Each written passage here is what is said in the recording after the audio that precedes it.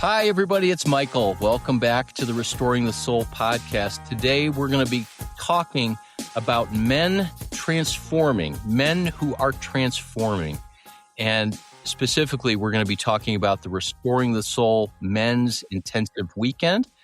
We hold this twice a year in Monument, Colorado, at a place called The Hideaway. It's a Christian bed and breakfast, which has hosted many, many ministries over the years. And for 12 years now, we've been heading down there and we do the Men's Restoring the Soul Intensive. And just last fall, we celebrated the 20th actual weekend where we've now had over 500 men come through this intensive weekend where men experience profound healing from brokenness, trauma, compulsions, barriers to intimacy in marriage, men learning how to connect. And in many ways, a big focus of that is coming to understand our shame and the lies that have come against us, and in a community experiencing something that's not just more information or insight, but really an experiential time of kind of unloading the baggage that we all carry.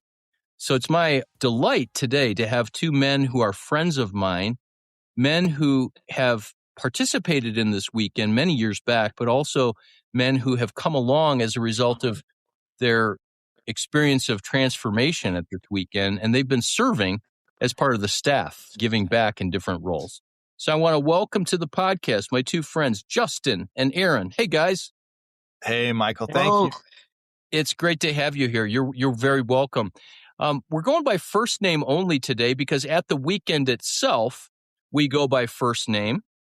And, you know, one of the interesting things that we also talk about at the weekend, and I'd love to ask you guys to comment on this, we don't tell people a lot ahead of time what's going to happen because it kind of unfolds in a way that the surprise of it, which is 100% safe physically and emotionally, is part of the impact of it. But at the beginning, we give a bunch of kind of guidelines and agreements. And one of them is that we tell men that you can't talk about what you do for a living or what your last name is, whether you're a school teacher, a plumber, a professor, or a professional athlete. We come together as men just being guys on a first name basis.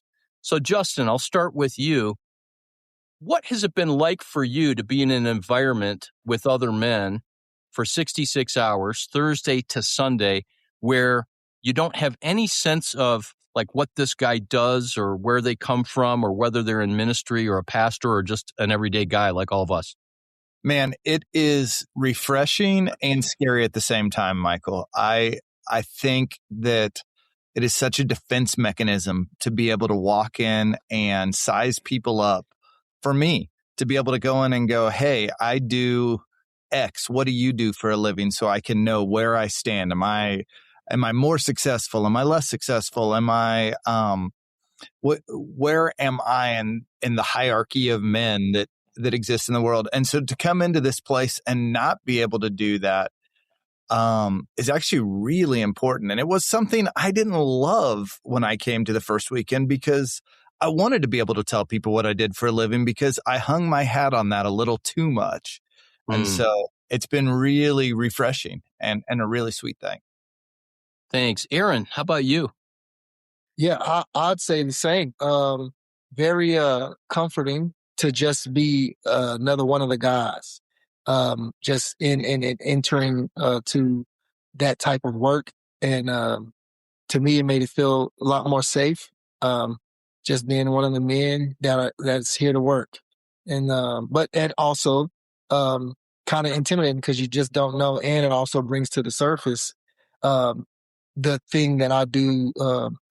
Hold with pride on what I do and how, whatever helpful or successful I am in my world outside of this. So it's very challenging, but also surprisingly safe and comforting. You know, I'm one of the leaders of this whole thing, and I'm the architect of the weekend. And I always tell the staff, which you guys are part of, that I, in 2005, attended a men's experiential weekend like this, although we've created our own processes and protocols and content. And myself and a man that was an associate pastor at a large church he and I were driving up to this event. It was about an hour and a half away, and we're about 5 minutes away, and we're kind of lost because it's in the very remote part near Estes Park. And I said, so how you feeling about this weekend? There was a long silence. And I said to him, I'm scared shitless. Are you scared? And he goes, oh man, I was afraid to say that. Now, I don't mean to be cavalier for those that, are not into cussing, but sometimes you just, if I said I was scared poopless, it wouldn't actually communicate the fact that here I was, a therapist, a Christian leader. At the time, I was an ordained minister, and I'm making the statement that there's something in me that needs more or that wants more. And I was strongly encouraged by my wife and my counselor to go. And I don't know what's going to happen because it really brought up my control issues. Can either of you relate to that? Like actually before getting to the weekend? Well, I would just say, man, sometimes as staff, we talk about how some men come with the gift of desperation, and I came desperate to the weekend. My world was blowing up when I came to the weekend, and I needed a place that was going to have effective long-term change in my life. And I was scared to death, and also I had to be there. My world could not continue going on the path that it was going. And so, yeah, it was terrifying, and that's okay. And it was worth it. Yeah, absolutely. I agree. I'll never forget flying into the airport there, and I remember driving from the airport all the way to the hideaway in tears because I didn't know what I was going to, but I did know as life as it were back home couldn't continue. And it's like I knew I was going to meet God, but I didn't know what was going to happen. And so stopped a few times to see if I could see the highway and clear my eyes out a little bit, got back in the car and went straight back into tears. So absolute unfolding of, whatever I knew I had experienced, I knew I was walking into something new. Thanks, Aaron. I'm gonna just riff a little bit here about how this is not just your average men's retreat. In fact, we make it a point, and sometimes the staff jokes with one another. They'll look at me and say, "Hey, Michael, the retreat, I mean the therapeutic experience," because this is not a men's retreat. It's a clinical therapeutic experience where I'm the leader as a licensed therapist, and then there are at least 6 licensed or trained therapists that go between the large group experience and then breaking into what we call soul groups.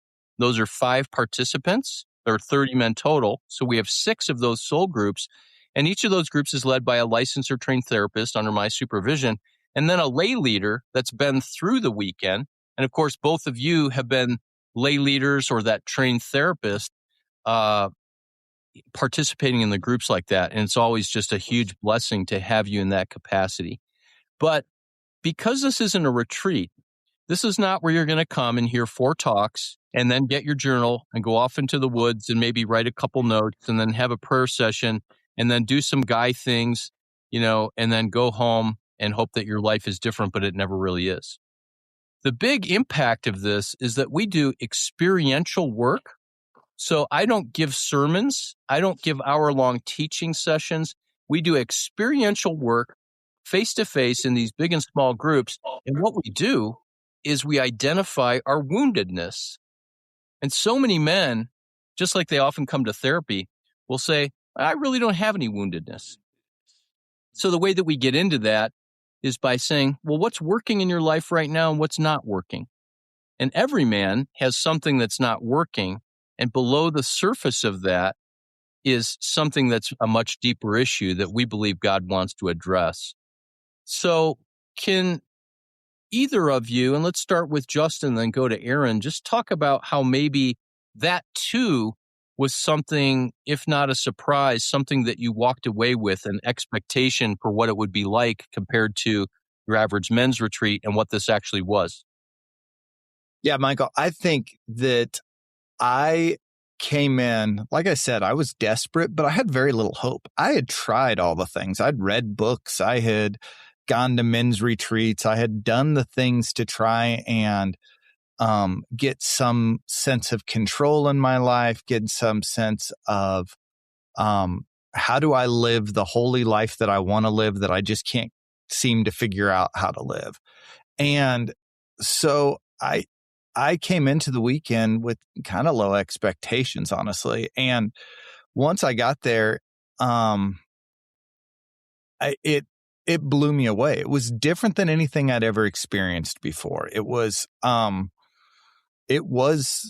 far more like, it was a therapeutic weekend. It was a lot of different kinds and techniques of therapies, and it was the most healing weekend of my entire life. I can look at my life and I can say, before I went to this weekend, here's who I was. And after I went to it, I am a different person. And that's why I've been so honored and excited to continue to be a part of it. It was more effective in changing my life than anything else I've ever been a part of. Stay with us. We'll be right back. What if healing didn't have to take years? Hey friends, it's Michael. At Restoring the Soul, we guide men, women, and couples through intensive counseling that brings deep transformation, often in just a few weeks. And our mission is fueled by generous people like you.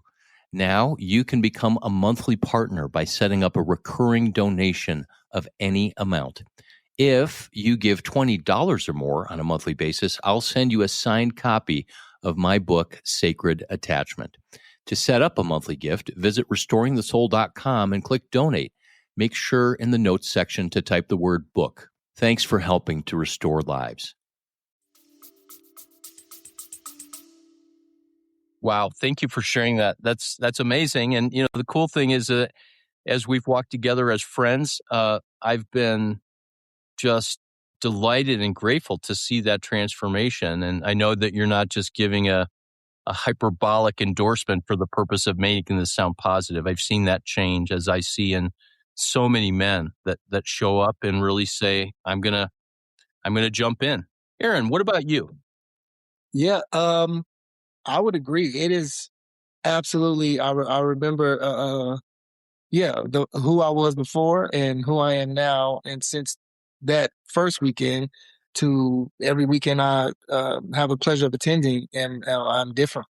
Um, After the weekend, life still happens, but still coming to the weekend, it is just that reminder and that refresh and that reset um, of what I know to be now like home.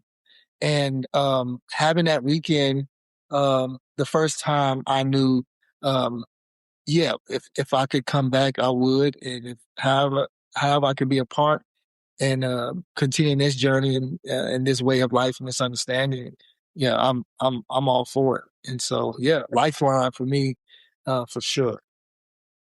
So, Aaron, I'll ask you first, and then we'll move to Justin. What keeps you coming back?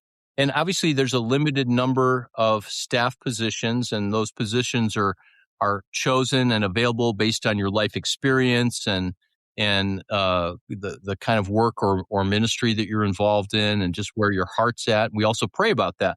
But you've been a part of, as has Justin, staffing a number of them. And what keeps you coming back? And then, I'll just ask that. Okay.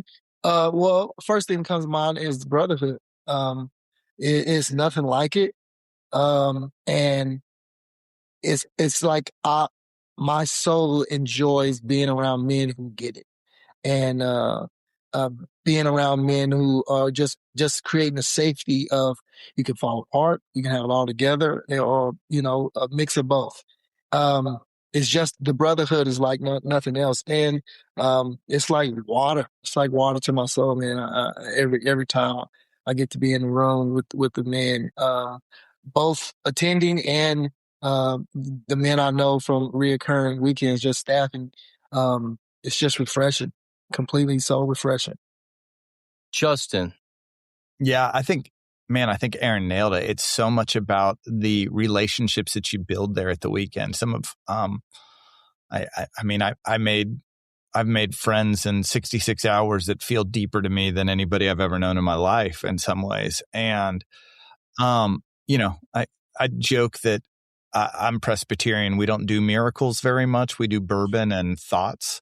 And I come to this weekend and I literally see miracles happen each time. I see men break open from decades of being bound up, and they allow themselves to be known and they allow themselves to be loved. And it is transformational in a way that changes people forever. Yeah, I'm just getting excited because the weekend is coming up, February 19th through the 22nd, and I'm excited to be with you guys face to face. Aaron, if you're available, we always get together the day before and we do something relatively adventurous, at least as adventurous as the 61-year-old man can do, but I'm looking forward to that.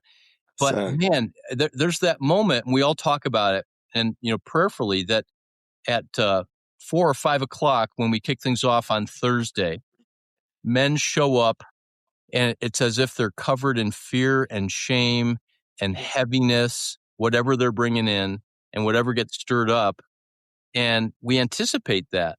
And some of it is pretty raw. People with issues all over the map. And then Sunday at noon, when men leave, they look completely different. Their eyes are filled with light. I remember one brother who, he was a first responder, and his head was hung down and he was wearing a hoodie and his hands were shoved into his pockets. This was a couple of years ago, and he could not look up at me. He was carrying that much heaviness, and that man had a light in his eye and was standing up straight and could make eye contact, and he had joy. And if people are listening and this sounds too good to be true, or if it sounds like we're selling snake oil, this is all because we create this safe environment. And Justin and Aaron, you've both heard this and probably used this. The men who have attended have said weekend after weekend, this is the safest place I've ever been to be myself. And that's really the beginning of change, right? Because in the Christian life especially, and if we want to grow, we have to dare to risk and trust to actually be ourselves, and that there's a place where that's welcome, as opposed to I'm going to be myself and I'm going to be shamed, exposed, fired, divorced, etc. And how we learn to be intimate and connected with our own hearts, with others, and with God is taking that risk to be ourselves. And when we do that, amazing things happen. Yeah, 100%. So guys, I'm so grateful for you sharing. And one of the things that I had as an agenda in talking with you is we have not done a podcast for quite some time about the men's weekend. And I've never actually had participants on, with the exception of Tony Anderson, who did the weekend and then ended up producing the movie Heart of Man as a result of that.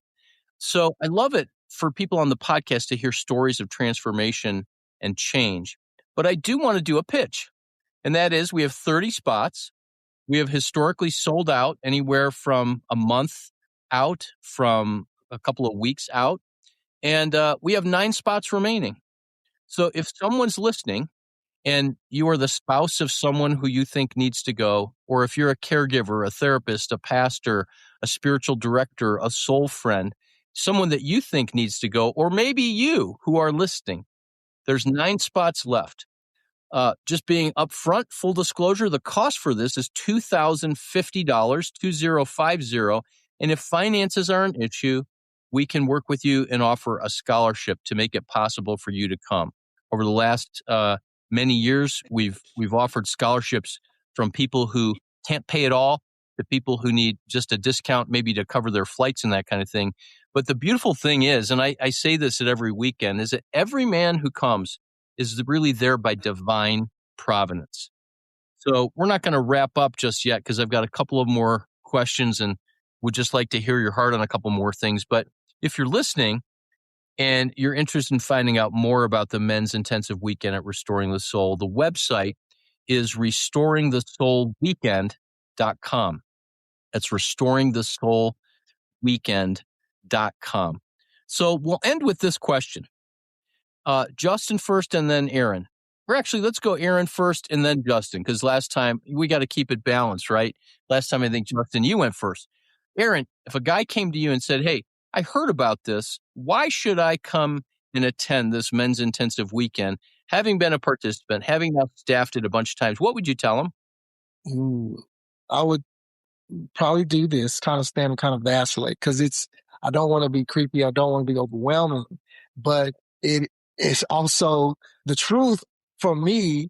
It's the closest I've ever felt to knowing being with God. And also, it is the most clear and concise I've ever felt about myself, who I am as a man, why I'm here, and the newfound joy you see in another man's eyes by the time that Sunday afternoon comes. And to experience it both sides on some of my roommates the weekend I came, and to experience it and over with different guys who staffed, it is like lights and being turned on emotionally, physically, spiritually. It is a light in a dark tunnel. And I have often found myself trying to either suggest or, give a guy a website without sounding too creepy or too spiritual, or kind of like, I don't want to be spooky. But I've just found nothing else that connected my soul to my heart, like the weekend. And so I would say some version of that, and probably stutter, stammer, and try to back off of the creepiness, but also try to just relate like how wonderful of an experience in the weekend is. It's incredible, and there's really no real words. It's like you just gotta go. And so that's how I would try to explain it. Yeah. I appreciate both sides of that, because, you don't want to come across like an Amway salesman where here's this product that's going to change your life, and you've got to commit to it. And because we're all aware that, there's programs on social media and everything saying this overused phrase, this is life changing. But it has been life changing even for me to see men go from having no light in their eyes to having that joy that you just spoke of. What about you, Justin? What would you tell a brother or another man? I think I'd say that, this is 66 hours. It's less than, I don't know, what is it? 3 or 4 days, whatever it is there.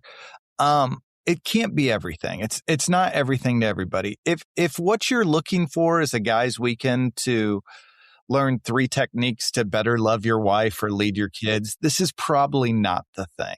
This is not that every man couldn't benefit from this, but what this is this is where you go to find your heart. If you are someone who goes, man, when I was 7 years old, I don't think this is what I thought my life would look like at 43, then this is probably a pretty good place for you to come, because,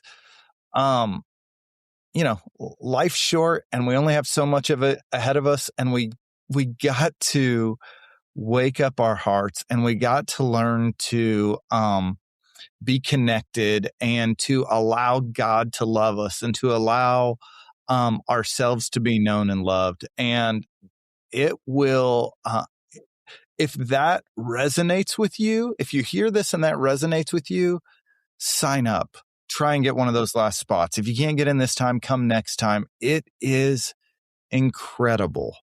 And like I said before, it is just the most effective thing I've ever been a part of, and seen lives changed in a short period of time. Beautiful. Hey, I just want to interject for anybody who's listening, and I guess this will be a permanent thing because this podcast will be around. If you have questions about the men's intensive weekend at Restoring the Soul, email Michael, Michael, at restoringthesoul.com. Now, I don't personally get all of those emails. They go through somebody who helps me navigate my email, but that question will get answered. And if I have the opportunity to respond personally, I will. Now, the other thing is that we've had a whole host of our alumni and staff say, hey, I'd be willing to talk to some guy who might say, is this a cult? Is this some weird, experience that's a little bit woo-woo? Is this going to be spiritually safe? You can also reach out to us and we can put you in touch with an alumni who will tell you how it changed their life. So I bring up this topic, and you both know that I'm famous for saying, here's our last point, which I think 10 minutes ago I said, here's our last point. I'm going to bring up another point. I just used this phrase, spiritual safety. And we know that this weekend is Christ-centered. We know that it's God-saturated, to use Eugene Peterson's old phrase, but it's also a very spiritually safe weekend as well as emotionally safe. And I'd love each of you to comment on maybe what this was like for you. But there are people that come to the weekend, and we've had men from the ages of 21. I think our oldest guy was 81 who came to the weekend. And people who come that they grew up going to Sunday school with flannel graphs and Jesus and Bible stories, and, they love the Lord and they're deeply committed. And then there's people that are deconstructing their faith, or who have deconstructed their faith, or people who have spiritual abuse, where God and Christianity has been used to either harm them or to manipulate them. And I work very hard to make this a spacious place for people to bring wherever they are spiritually, and really to know that God wants to meet them in the middle of that, and that God doesn't have any agenda for their life other than to make them whole, more and more able to receive his love, and then to pour that love back out because of the freedom. So can either or both of you just comment on the spiritual safety and kind of the DNA spiritually that you've experienced? Yeah, I'll say that I think there is a broad group of people from all Christian backgrounds who have come to this, some from non-church backgrounds, from things. And what they're going to do is they're going to come in and they are going to experience and hear about God's deep and rich love. And it has been healing, and it has been inviting, and it has been different than a lot of my church experiences, where I heard about how God would love me if I stopped doing this, or if I started doing this, or if I did this a little bit more often, or this less often. And instead, I've heard about God's love, and it has encouraged me somehow. Just hearing about God's spacious, beautiful, big, wide, deep love has made me be someone who does that a little bit more and stops doing those things quite so much and stuff. So it's been really, really healing, and it's a scary thing to step into a situation like this, and we acknowledge that, and we don't want to gloss over that, and we move as slowly as people need to move to work with that. Yeah, I agree. Just the intentionality to the sensitivities of every individual is something I picked up on without even knowing the details of actually how it works. And my first weekend, I could see that. And I'm one that I am church boy. I am a little Baptist, a little Church of God in Christ, a little charismatic. And it was very just warm to experience God and people experiencing God in this way. And like Justin talked about, that love, that, and actually being able to feel it, and it not seeming like some unreachable, untouchable goal or aspiration. But you could feel it in the room with the guys leading, and just over those 2 days, it being more and more real. And so even the processing of, like, this is actually evident in the conversations I'm having and these moments that I'm experiencing.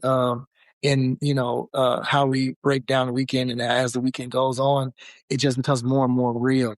And experiencing that and seeing that I had a roommate who wasn't as churchy as me from the conversation we would have in our rooms at night, and I knew that, but I also knew we were both changing. We were both by that Sunday morning, waking up that Sunday morning, we both had gotten what we needed for our souls. And yeah, I can see that and sense it and feel it throughout the weekend. And so, both there for different reasons, but both got a refreshing that, we both needed from God and from the men. And, yeah, yeah, wonderful, incredible. I love that. I love that. We talk about sacred attachment and some of the content of that with the guys, and some of the material is kind of a foundation for how we do life and faith. And one of the comments that I've gotten, and sacred attachment is a year old today, literally today is the 1 year anniversary of it. I hadn't planned it that way. But one of the comments that I most often hear is, this really put words for what my heart hungered for and how I wished and thought faith could be, but where is it being lived out? And what I want to say is that if you're familiar with sacred attachment, this idea that our relationship with God in Christ is that there is this sacred attachment, this branch and vine, indivisible unity, where we can live and understand in a physical, embodied, felt way that love has us. The weekend is the place to experience that we can live in a sense where our brokenness can be healed, where there's a place where our spiritual lens is not that we're bad, but that we're broken, and that we belong to a God whose passion, whose mission, whose very first sermon was quoting Isaiah 61, who said, "I've come, God has set his spirit on me, so I can bind up the broken heart, set captives free, enter into every place of brokenness. Where there's mourning, I'll bring the oil of gladness. Where there are ashes, I'll bring beauty. Where there's captivity, I'll bring freedom." And this is just a place where you can really bring yourself, and all of you is welcome. So Justin and Aaron, thanks for taking your time on a Friday afternoon. Thanks for sharing your hearts. Thank you for continuing to come back and be a blessing to me and the 30 men that each time participate. The weekend is called the Restoring the Soul Men's Intensive. The website is restoringthesoulweekend.com. There are 9 spots left. I'm hoping and praying that those 9 men that are meant to be there, that are divinely appointed, that you'll be listening to this podcast and sign up. We do this twice a year, so that if for whatever reason you can't come February 19th to the 22nd, we're doing it again next September. And as long as I've got breath in me, we're going to keep on doing this. So guys, thank you so much. I'm looking forward to seeing you on February 19th, or actually on the day before, as we get together for staff, and blessings to you both. Bless you. So we've wrapped up another episode of Restoring the Soul. We want you to know that Restoring the Soul is so much more than a podcast. In fact, the heart of what we have done for nearly 20 years is intensive counseling. When you can't wait months or years to get out of the rut you're in, our intensive counseling programs in Colorado allow you to experience deep change in half-day blocks over 2 weeks. To learn more, visit restoringthesoul.com. That's restoringthesoul.com.